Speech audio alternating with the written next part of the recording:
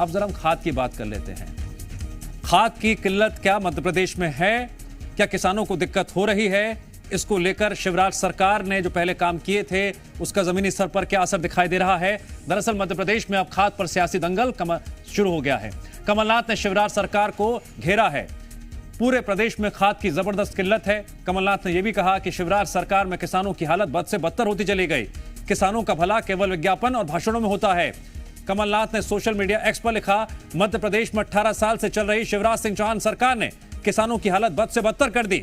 रबी season की फसलों के लिए किसानों की इस समय यूरिया खाद की आवश्यकता है, लेकिन पूरे प्रदेश में खाद की जबरदस्त किल्लत है और किसानों को खाद प्राप्त करने के लिए 3 से 4 दिन तक लाइन में लगना पड़ रहा है। शिवराज सरकार में किसानों का भला केवल विज्ञापन और भाषणों में होता है, जबकि जमीनी सच्चाई यह है शिवराज जी ने प्रदेश के किसानों को पूरी तरह तबाह कर दिया। बीजेपी की डबल इंजन सरकार किसानों के लिए डबल मुसीबत बन गई। मैं प्रदेश के जिम्मेदार अधिकारियों से आग्रह करता हूं वह किसानों को तत्परता से यूरिया उपलब्ध कराएं।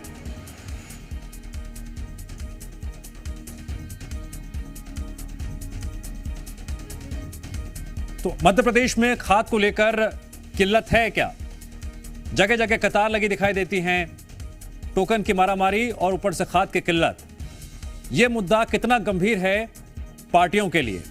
कमलनाथ ने शिवराज सरकार को खाद की किल्लत के मुद्दे पर घेरा है और कहा है कि पूरे प्रदेश में खाद की जबरदस्त किल्लत है और जब बुवाई का वक्त आता है उस वक्त किसान और लाचार नजर आता है जब उसे खाद उपलब्ध नहीं हो पाती है। कमलनाथ का शिवराज सरकार पर यह भी आरोप है, किसानों की खुशहाली सिर्फ विज्ञापनों और भाषणों में दिखाई देती है, लेकिन जमीन पर हालात बेहद खराब है, किसान लाचार है। अब जो जमीनी स्थिति देखने को मिल रही है वहां पर खाद की किल्लत को लेकर क्या इंतजाम किए गए हैं? क्या वाकई में खाद की किल्लत है या फिर ये चुनावी आरोप है? एक तरफ तस्वीरें हैं, दूसरी तरफ मुद्दा है।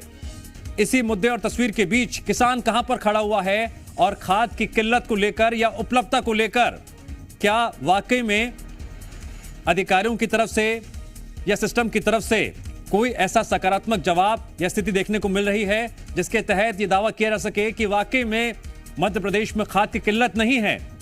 कमलनाथ कह रहे हैं किसानों का भला तो सिर्फ भाषणों और विज्ञापनों में हो रहा है, जमीन पर किसान की हालत तो बद से बदतर हो चुकी है। अब खाद का मुद्दा भी चुनावी मुद्दों में शुमार हो गया है और खाद की किल्लत को लेकर कमलनाथ ने शिवराज सरकार को घेरा है।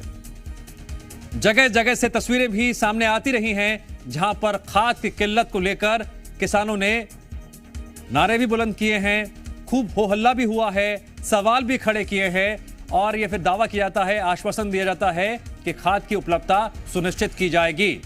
अगर खाद की उपलब्धता सुनिश्चित की जा रही है तो फिर केंद्रों पर लंबी लंबी कतार देखने को क्यों मिल रही है? कांग्रेस प्रवक्ता के मिश्रा हमारे साथ जुड़ गए हैं।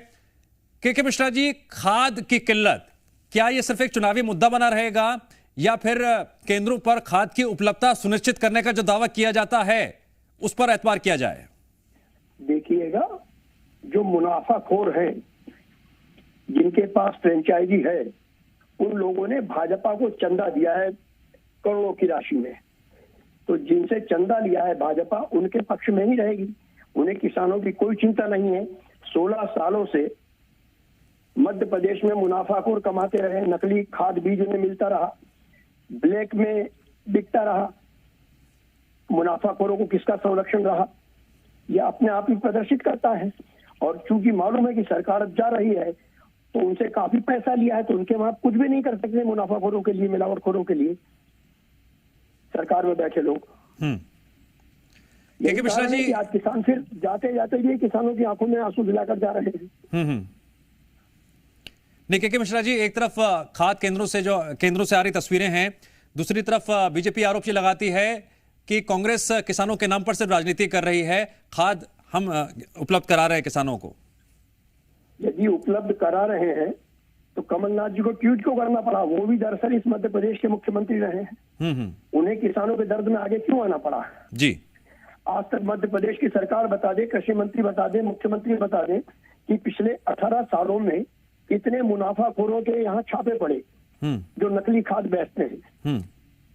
कितने मुनाफाखोरों के वहाँ छापे पड़े जो खाद का संग्रहण करके बैठ जाते हैं और किसानों को खाद नहीं मिलती है। इसका जवाब भी तो मुख्यमंत्री और कृषि मंत्री ही देंगे ना। ठीक है, हमारे साथ बीजेपी प्रवक्ता हितेश वाजपेयी जुड़ गए हैं। डॉक्टर हितेश वाजपेयी जी, स्वागत है आपका। और मेरा सवाल यह है कि डीएपी खाद की बात होती है, केंद्रों पर लंबी लंबी कतार लगी होती है, एक तरफ वो तस्वीरें हैं, दूसरी तरफ कांग्रेस का यह आरोप है कि किसानों का भला तो सिर्फ भाषणों और विज्ञापनों में हो रहा है, जमीन पर उतर कर देखिए, किसान मुश्किलों में खड़ा है, खाद उसे नहीं मिल पा रही है।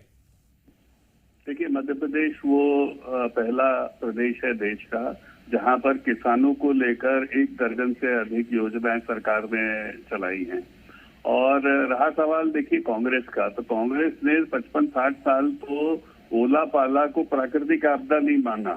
इनको किसानी समझ में थोड़ा ना आती है, इनको ये थोड़ा ना पता चलने का पेड़ होता है कि झाड़ होता है कि क्या होता है। ये तो इनकी स्थिति है। इस सब के बावजूद भी आप देखिए, इनके लिए सत्ता सट्टा है। आज आप देख रहे हैं क्या नाटक छत्तीसगढ़ में चल रहा है। 500 करोड़, 1000 करोड़, 2000 करोड़, ये क्या है ये सब।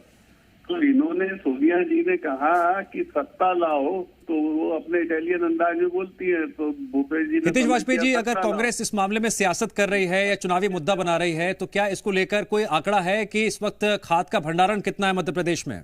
मैं बता रहा हूँ ना आपको कि हम महादेव के नाम पर लोग बनाते हैं, ये उनके नाम पर सट्टा खिलवाते हैं। Can you imagine? तो ये कांग्रेस हमसे क्या सवाल करेगी दिव्यांश जी, जिसने सत्ता को सट्टा समझ लिया। नहीं, के मिश्रा जी जो सवाल कर रहे हैं वो चुनावी मुद्दा है, उनकी जगह ये आपका आरोप है, मैंने मान लिया। मेरा सवाल ये है कि खाद का भंडारण कितना है मध्य प्रदेश में, क्या इसको लेकर जनता के सामने आंकड़ा आना चाहिए क्या? देखिए, ये आज का सबसे गंभीर विषय है और इसीलिए कांग्रेस चुनाव में इससे ध्यान बटाना चाहती है। तो आप इनसे पूछिए कि सत्ता और सट्टा में अंतर समझते हैं कांग्रेस जी की नहीं समझते हैं, या यही करेंगे जहां जहां सरकारें बनाएंगे और बात किसानों की करेंगे और खेलेंगे सट्टा, बात गोबर की करेंगे और खेलेंगे सट्टा। के मिश्रा जी, आप किसान की बात कर रहे हैं, खाद की बात कर रहे हैं, बीजेपी सट्टा की बात कर रही है, आप पर आरोप लगा रही है। जी, तो बीजेपी को सट्टा और जुआ बहुत अच्छा लगता है, क्योंकि राजधानी भोपाल की बात कर लें, हितेश जी हमारे बहुत अच्छे मित्र हैं, वो बता दें कि कौन सट्टा जुआ इनका मंत्री करवाता है अपनी कॉन्स्टिट्यूंसी में, कौन सट्टा खेलने वाले जुआरी उनके साथ मंत्रियों के साथ घूम रहे हैं, कौन हत्यारे मंत्रियों के बंगले में सजा काटने की जगह फरारी काटते हैं, ये तो भाजपा जानती है।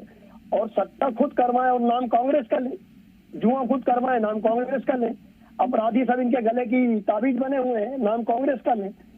ठीक है, के मिश्रा जी, करना चाहता हूं सर, आप भी कहा इनके लिए समय जी। के मिश्रा जी, एक सवाल मैं आपसे जानना चाह रहा हूं, क्या आपको लगता है कि ये आंकड़ा सामने आना चाहिए कि इस वक्त प्रदेश में खाद का भंडारण कितना है?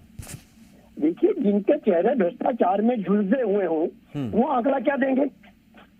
जिन लोगों ने इनसे पैसा खाया है वो आंकड़ा देंगे। आप भी बात कर रहे हैं, जिनके चेहरों पर कालिक पुती हुई वो क्या आंकड़ा देंगे?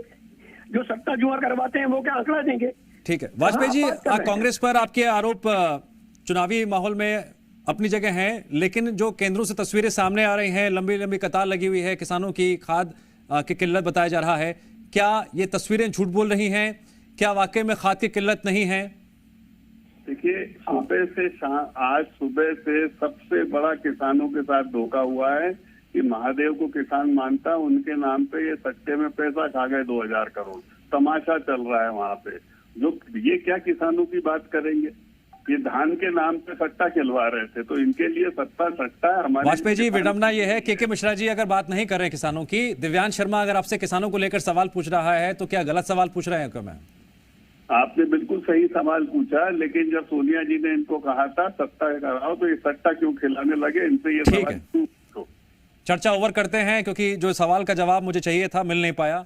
ठीक है, आपकी मर्जी। के मिश्रा और हितेश वाजपेयी जी, बहुत बहुत शुक्रिया इस चर्चा में जुड़ने के लिए और अपना पक्ष रखने के लिए।